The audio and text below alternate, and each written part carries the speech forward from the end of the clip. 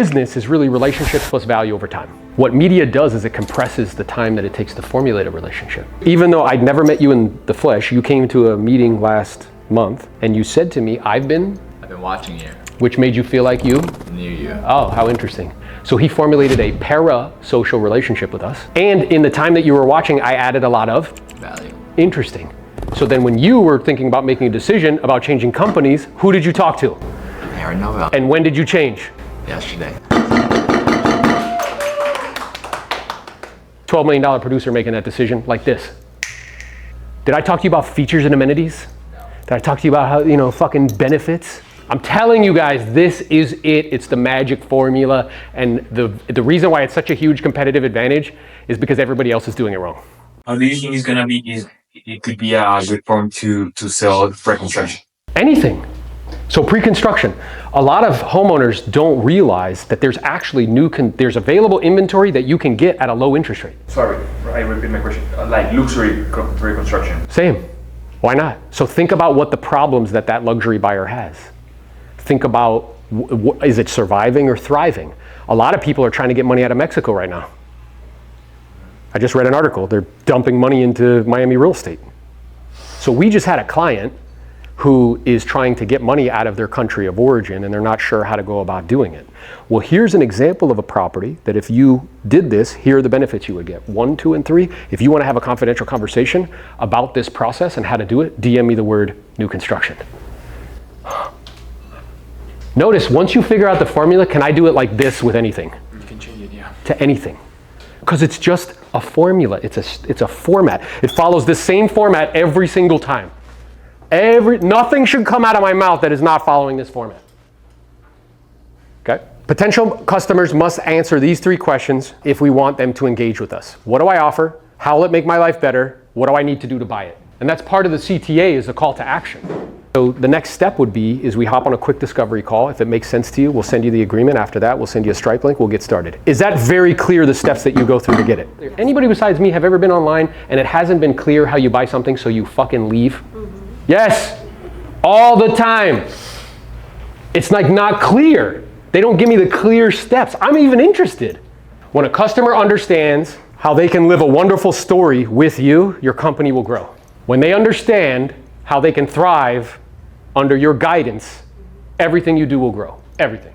The customer is the hero, not you. When we position the customer as the hero and us as the guide, we will position ourselves as a trusted resource to help overcome their challenges. Think about this. Who's the second weakest person in the whole story? Who's the first weakest? The villain. Voldemort doesn't even have a body. It's the weakest person in the whole story. Who's the second weakest person in the whole story? The hero. The hero, which you keep positioning yourself as. What we do is we try to sell features and amenities of buying or our lending or whatever, right? But what problem are they really trying to solve? They're afraid that they're not going to be able to live in that particular home or in that community. They're afraid that they'll have to rent forever. We try to sell features and benefits. We don't buy features and benefits. We buy solutions to internal problems, not external problems. Customers are attracted to us for the same reasons heroes are pulled into the story. They want to solve problems that have big or small way disrupted their lives. By talking about our problems our customers face, we deepen their interest in everything that we offer. 3 levels of problems that we're trying to solve: internal or external, internal, and philosophical. Customers are much more motivated to solving internal problems. That's like we were talking about, right? Philosophical, like you mentioned, Nikki, is like good and evil. That's like a philosophical problem. Meets a guide. Customers are not looking for another hero, they're looking for a guide. If heroes in the story could solve their own problems, they would. That's why they need a guide. Nearly every human, listen to this sentence, okay? Every human is looking for a guide to help them to win the day. Every single one in the areas we talked about. Finance, health, relationships, right? We're all looking for somebody to help us to save the day. If you position yourself as the hero in the customer subconscious like we talked about, oh, here's another hero. I wish I could actually stop and listen to what David has to say, but I'm too busy trying to find a guide to help me to solve my problems. How am I positioning myself? Now, who gives them a plan? The plan has to be clear. So you'll notice as I'm saying this plan, is it super complicated? 1, 2, 3. Here are the 3-step plan that we use to help an international buyer buy new construction. Okay, so one of the things that we did, that we implemented with Esteban in our one-on-one coaching is I was like, hey bro, you should do webinars. Because that's in alignment with the world that we live in, is it not? Mm-hmm. Yeah. How many agents are doing webinars, by the way? Fucking 0. So I said to him, hey, do this. He does a lot of new construction. He has international buyers that want to buy new construction but don't know how. Send a group text out to your whole database and say, hey, I'm doing a webinar on how to buy a new construction home in 2024. I'd love for you to be there. Here's the Eventbrite link. How many people showed up? 40. He put himself with a lender, so he's automatically positioned as the what? The guide to help them to solve their problems. Somebody bought a new construction home from that, correct? What was the price? It was a little bit over 700. Yeah, what was the commission? 4%. Yeah, so $28,000 from a webinar. Yeah. Oh, but anyway, he didn't pick up the phone and call them. Okay. Customers trust a guide with a plan. So we trust a guide with a plan. So me posting about myself, do consumers see that I have a plan for anything? No, maybe I have a plan for working out. I have a plan for vacationing, but I don't have a plan to help them to solve their problems. I have a plan for eating because I show you my food all the time. But I don't have a plan to help them to solve their problems.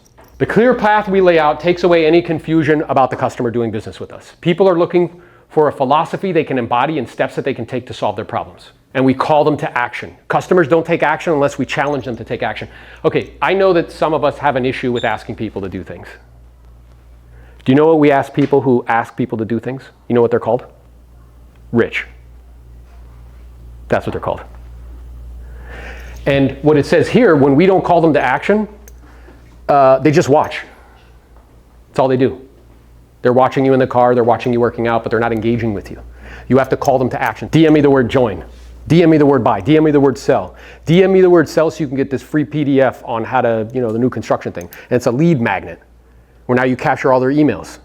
They've done statistics. So like we do events all the time, and I know that if I want people to do something, let's say I said to you like, again, if I direct you somewhere digitally, I'll lose 30% of traffic. If I'm selling a course at the end of this and I say, hey, if I don't put it up right now while you're sitting here and I put something tangible in your hands, like something that's on the table, that's why people do that.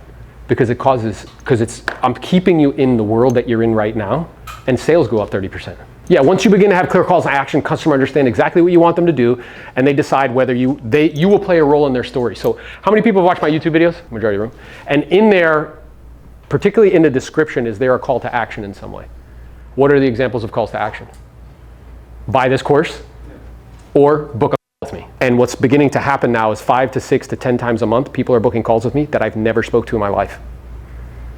One guy yesterday was in Arizona, another guy in Puerto Rico, bro. Wants to talk to me about courses and partnering.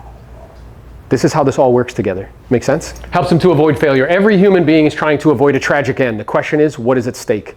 If nothing is gained or lost, nobody cares. So if we go back to that like foreclosure thing, so let's say like, here's a client that we helped, right? Here's the plan that we used. If you want to have a confidential conversation so you can avoid losing your home and getting nothing, DM me the word sell. I'm letting you know clearly what's at stake. You made it emotional. If you want to stay in this business and not have to go get a job driving Uber, DM me the word join. Never assume people understand your brand can change their lives. You have to tell them. We must tell our customers how great their life can look like if they buy our products and services. If you don't tell them, now people confuse this with, I have to show them all about me and me traveling and my cool shit, and no, that's not what this is. You have to show them how their life will improve, not you. You see how it's easy to get that mixed up? Very easy. Okay, so Gabriella, you can hand these out real quick. We're actually gonna give you these. Think about a character. It could be a seller, it could be a buyer, and you could be an international buyer, you could be an international, like whatever. Think about what their problems are. The external problems and the internal problems and the philosophical problems. How can you demonstrate empathy, that you understand what that feels like? Demonstrate that you're competent, you know what you're doing. What's the plan that you can use to help them? What are the calls to action? What are they going to get as a result? What are they going to avoid? I'll share mine. Go ahead. So I'm sorry, your name again? Loud. Okay, Jada. Jada, loud and proud. Yeah, like Pinkett, the white version. Yeah. That's right, white Jada. So right now, the character is my seller. They want to sell their house to get into a more spacious home with a yard. Yeah. Okay, good. So more spacious home with a yard. So what's the external problem, internal problem, philosophical problem? The external I put is what can they really afford in today's market? The Yes. internal problem is having to possibly move quickly and also preparing their house for the market. And I think that's actually an external problem. So what would the internal problem be? Keeping up with the Joneses. I want a bigger backyard because if I don't, I feel like I'm not successful. That's an internal problem. Does that make sense? Yeah. That, and people actually make decisions to solve internal problems, not external ones.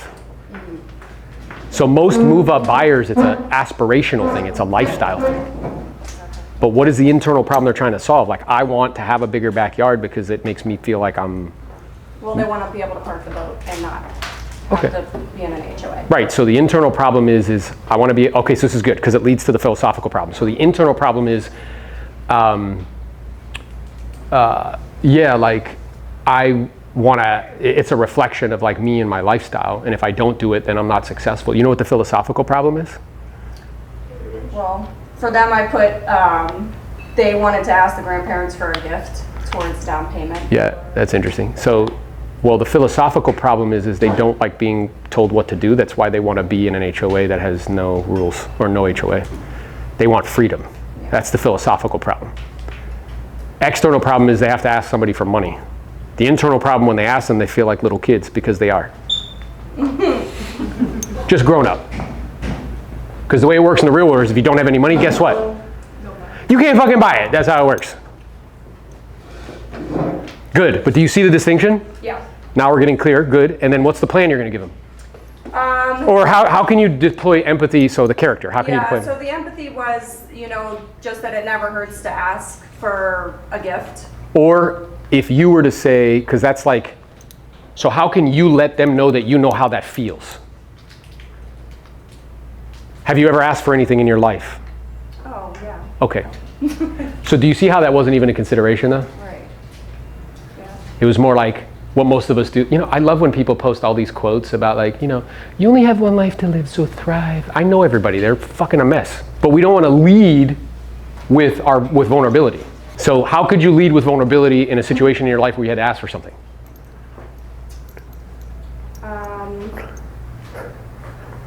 Yeah, just sharing a realistic story. Like? Having my aunt and uncle step up and purchase a condo for my sister and I when we were in. Perfect! So do you see how that is actually deploying empathy? Yeah. So, you know, we have a buyer that it needs to ask for a down payment and they feel a little internally conflicted. And it made me think about a time in my life where I had to ask. My grandparents actually gave me money in order for me and my sister to buy our first condo. And if you're gonna do this, here are the 3 things that I would pay attention to make sure you preserve the relationship and it's done properly. 1, 2, 3. So if you're interested in finding out more information about getting a gift to buy a home, DM me the word buy. You see how that's all in the format? But we're afraid to lead with vulnerability because we want to show everybody we're the shit and we want to give like advice. Guys, I want everybody in this room to hear something. You had to get a 75 on a test, have $1,000 and not be a felon yet. Yeah. That was your criteria to become an agent. So why do you feel compelled to dispense information about life and fucking wisdom about life? Why? Or finances? Just lead with vulnerability and you'll attract way more people. And then do you see how now the plan that you can give? And then here's how you can get what you want, which is the home, and avoid what you don't want, which is not owning one. And then what would be the CTA? Call to action. I put just setting the date and time and bringing the paperwork for them to sign for the listing. Yeah, so, well, let's do, like the call to action could be like, if you want to learn more about, you know, how to do this, DM me the word blank. That's a call. If you want to learn more, be sure to follow me. That's a call to action. But do you see how by doing this, you're positioning yourself as a guide Yeah. to help people to solve their problems in real estate, because that's the business you guys are in, okay? Not working out, you're not traveling agents, you're not like foodies where you get paid to fucking post things about food, okay? So stop doing it. I grew up with individuals that are very kind and loving, but really didn't know anything about money. I had no experience in media. It wasn't a real thing for me. Like,